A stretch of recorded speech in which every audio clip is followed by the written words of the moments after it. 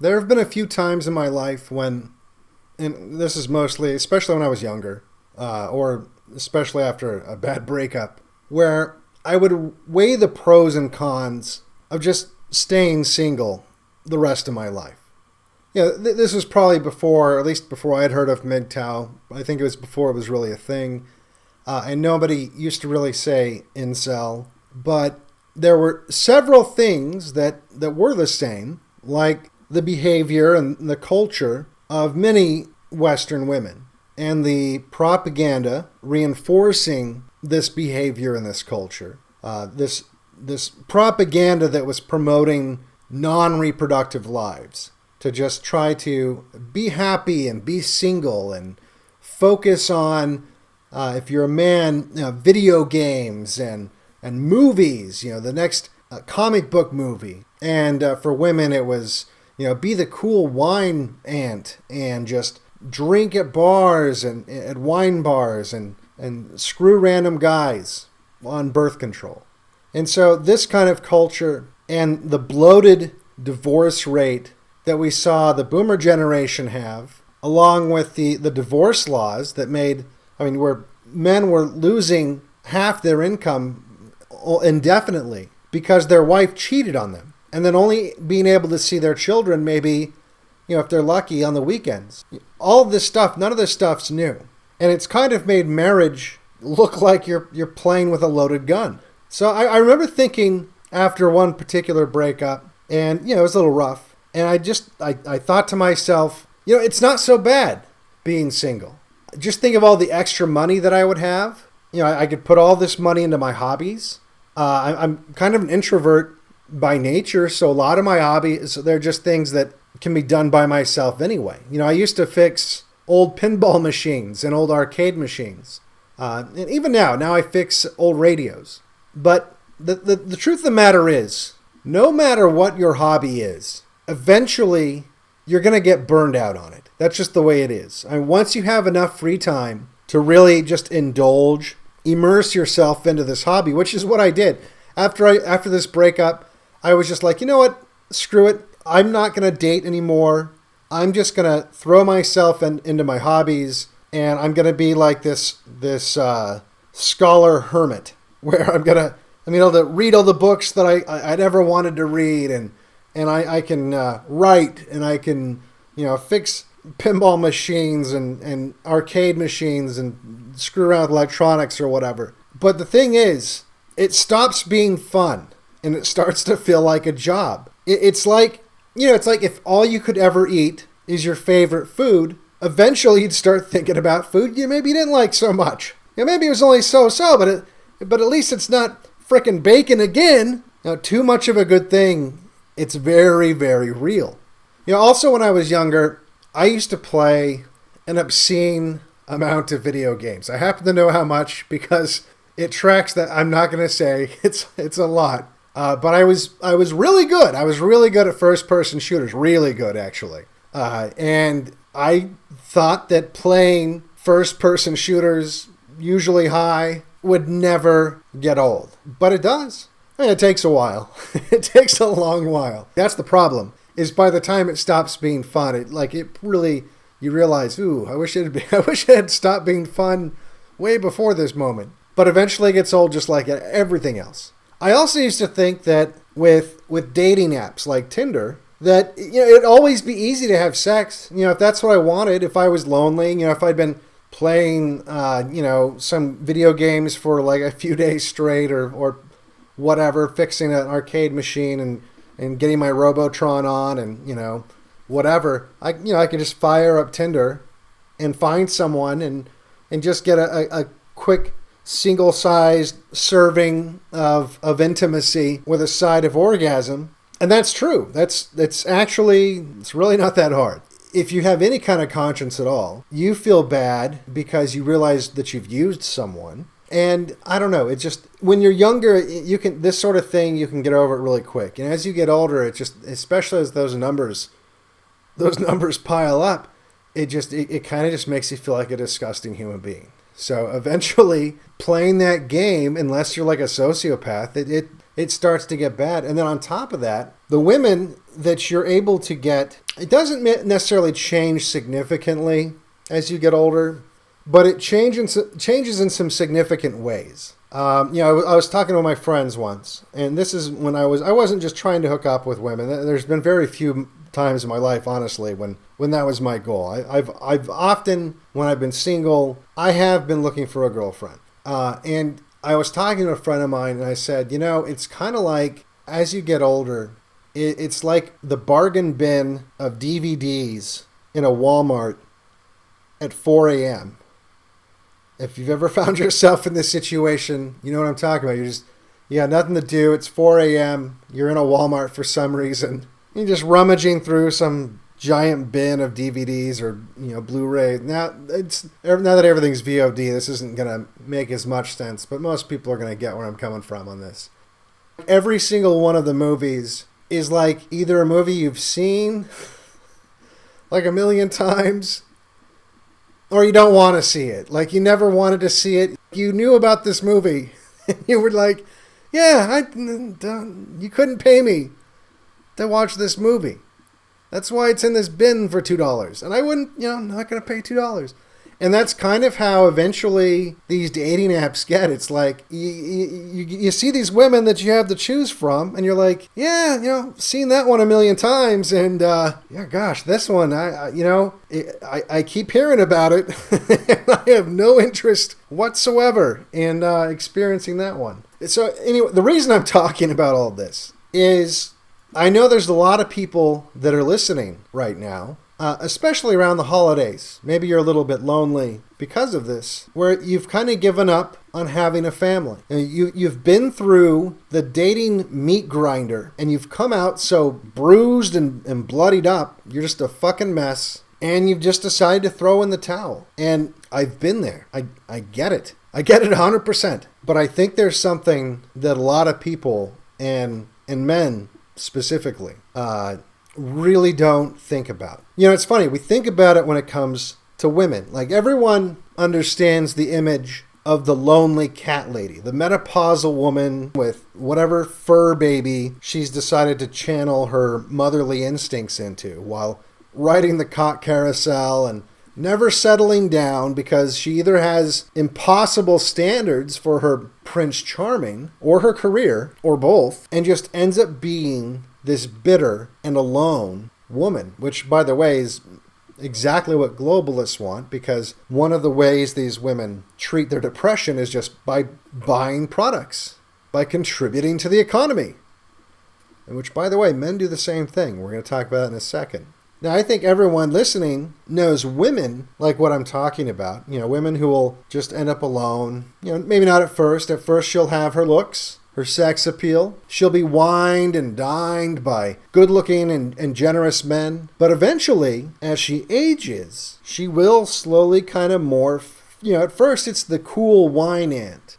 She still goes to bars and maybe she doesn't get the same guys that she used to. It starts to fall off a little bit. And it's not the same rich guys or, good-looking young guys as it used to be, but as long as she reasonably keeps herself up, she still manages to get regular doses of throwaway intimacy. But then eventually that kind of dries up too.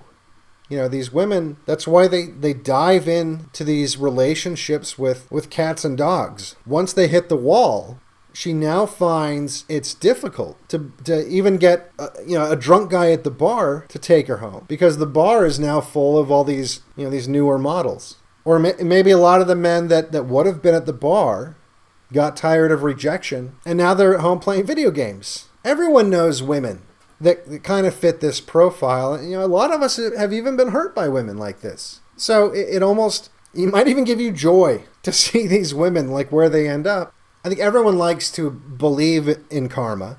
I get it. But what I think a lot of men fail to realize is that for every woman like this, every cat lady with, a mediocre career and no children, there's a man living out the male version of this.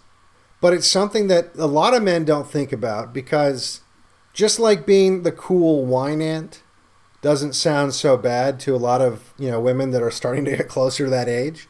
It's self-delusion, but the image of the cool wine ant doesn't sound so bad, especially the way it's, depicted in media. Being the hermit scholar with enough money to play every video game, and free time to play it the day it comes out, drive your dream car, have a nice house, maybe brew beer or whatever it is, that you want to have time and money to do. That doesn't sound so bad to men. And in fact, I think men, they have even less urgency because, they know, well, I can father children well into my 80s. So they delude themselves into thinking that, women they're fucked at age 35. But hell, I can start a family at 100, so there's no ticking clock. And obviously that's not realistic, but a lot of men, they don't feel that biological urgency. In other words, for men, you can always think to yourself, there's still a chance. Whereas with women, there comes a time where, unless you put some eggs on ice or something, there's zero chance. So there's no ticking clock that really drives home to men the urgency of the situation. Today, I kind of wanted to talk to you about a man who also thought that there was no ticking clock. He kept putting off having a family. He focused 100%, as far as I can tell, on his hobbies. And all those things that men find annoying about women, that they think they will be totally free of, like, the nagging, for instance, if they choose to stay single forever. He was never bothered by any of that. You see, there's an old abandoned building that I'm clearing out. It's been abandoned for a few years. But before that, there was a man who never felt the urgency of this ticking clock who lived there. We'll call him Carl. Carl was into photography. He worked as a computer programmer in the 80s and 90s. He was a big movie buff. And from what I can tell, a little bit of a porn addict. And we'll get into how I know that in a little bit. Carl made a decent amount of money. He did okay with women, but they always wanted so much of his time.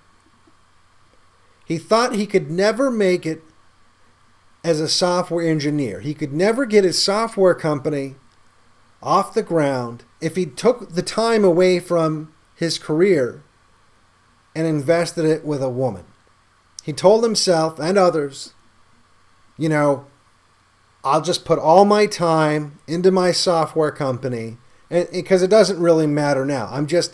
I'm deferring gratification. If I put all of my time into making this software company big enough to be bought out by like Microsoft or something, then I'll have real money, and then I can get the woman that I want.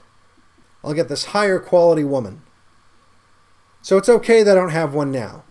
So he decided to just pour himself into his work.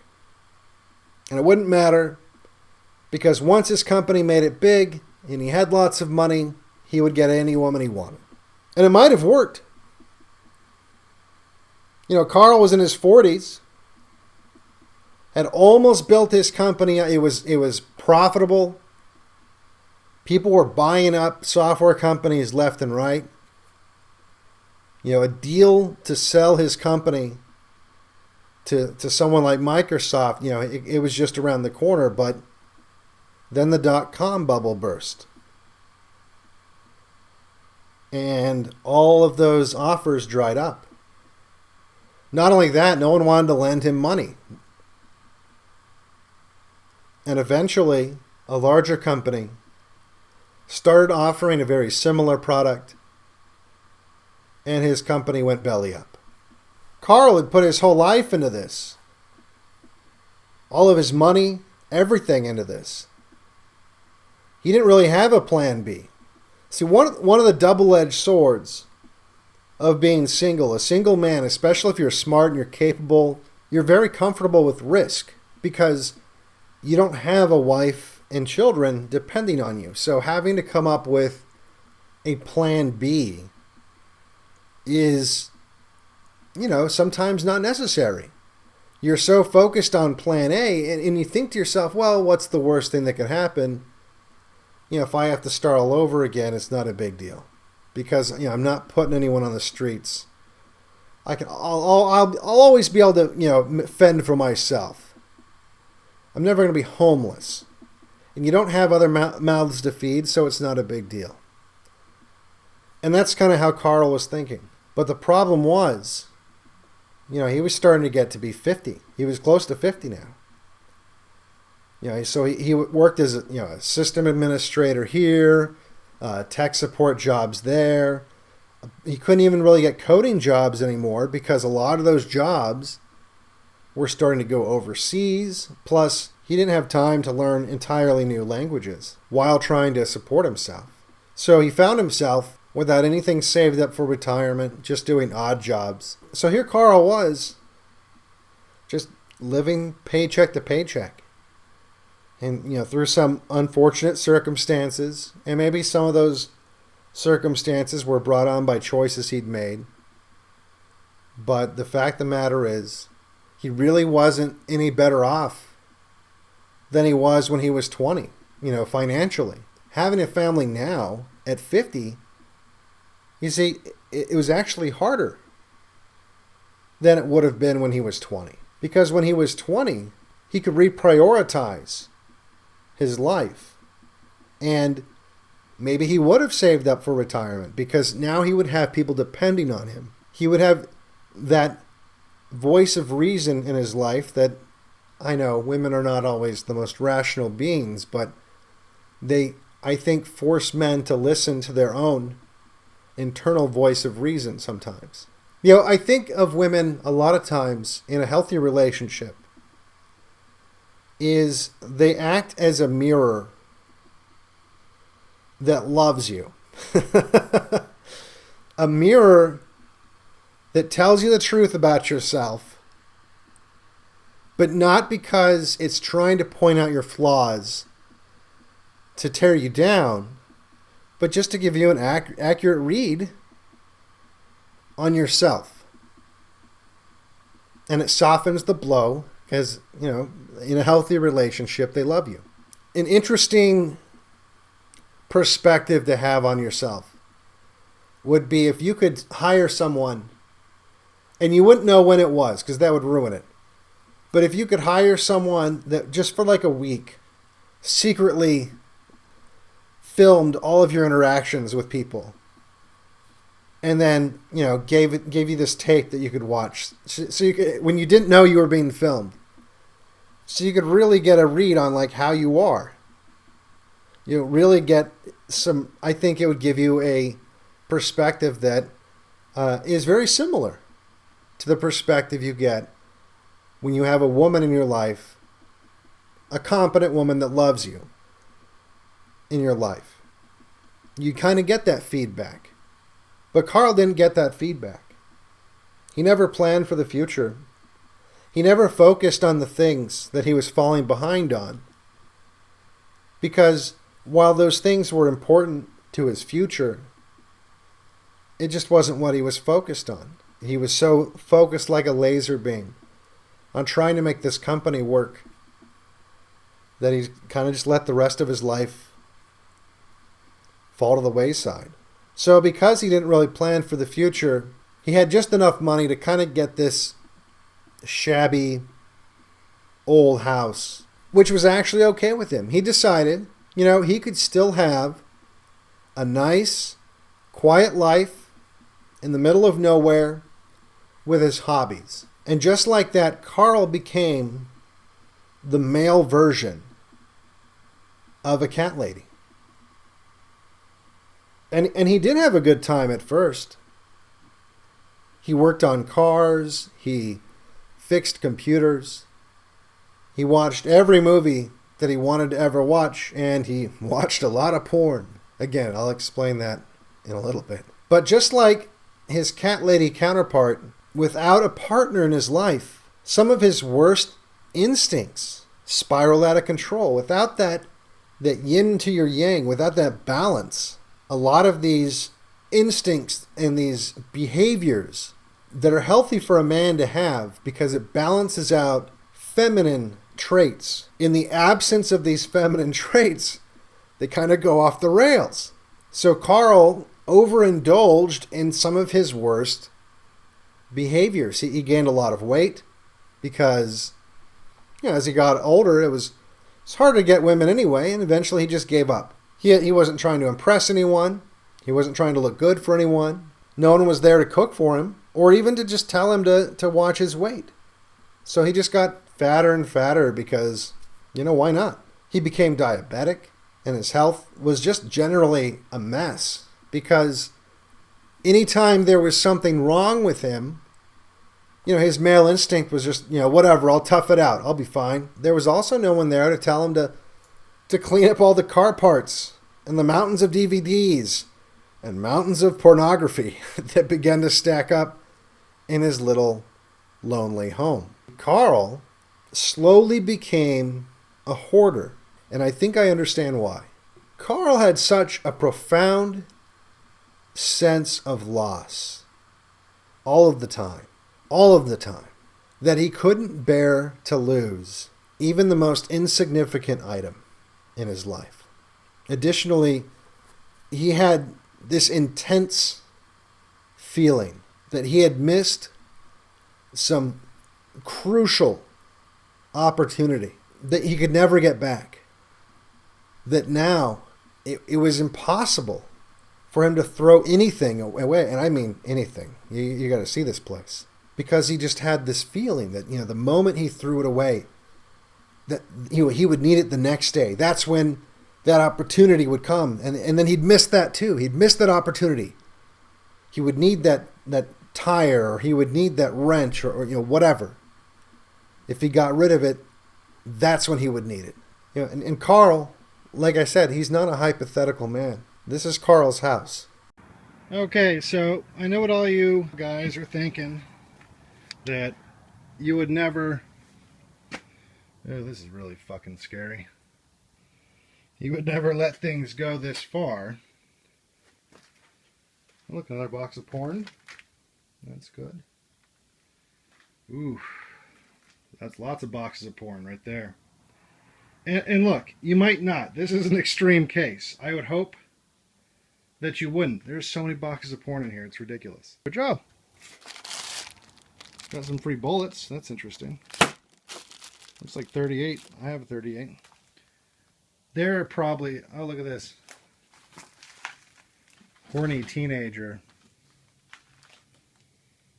There's porn everywhere in here. This is all porn.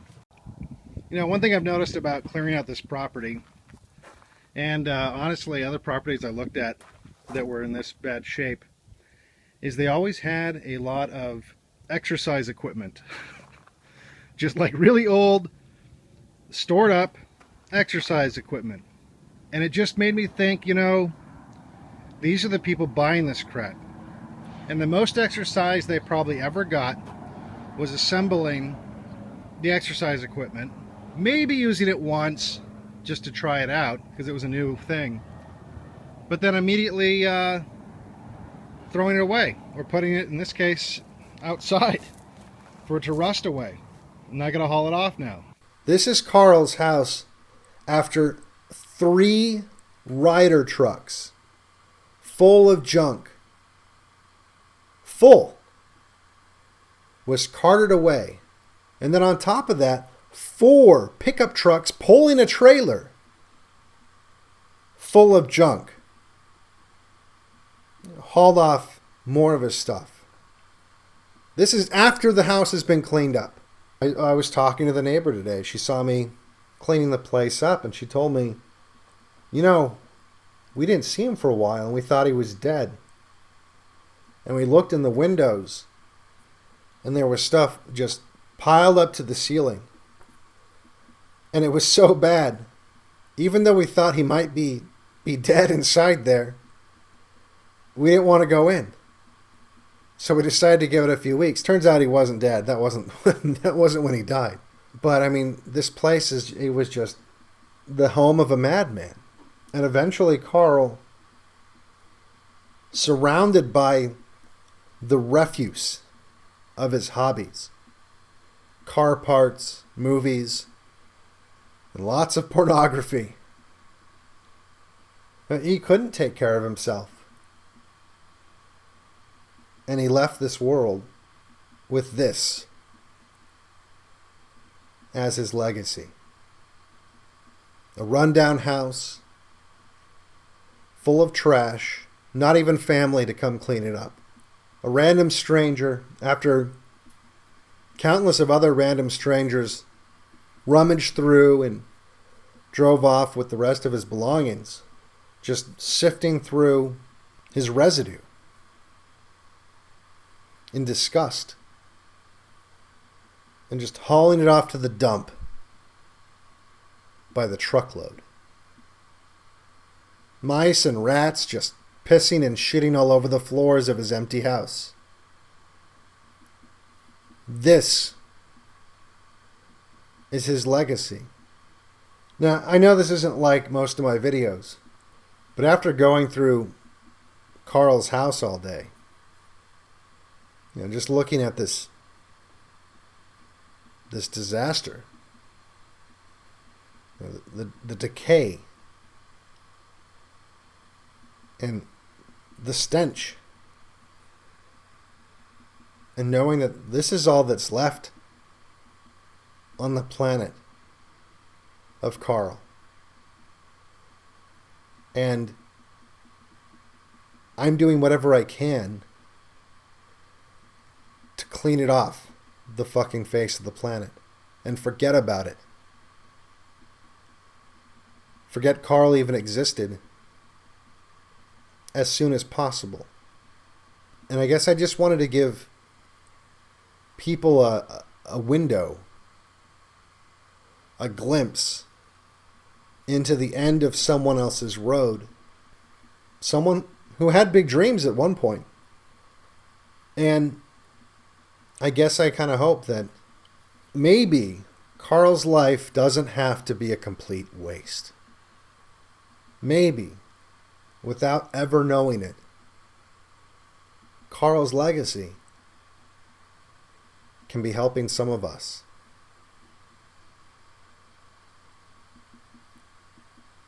For BlackPilled, I'm Devin Stack. If you like my videos, make sure you like and subscribe. Make sure you share. If you want to support my work, you can do so by sending some crypto to one of the addresses below. Grab a copy of my book. Link is in the description. Become a patron at patreon.com/BlackPilled or go to Subscribestar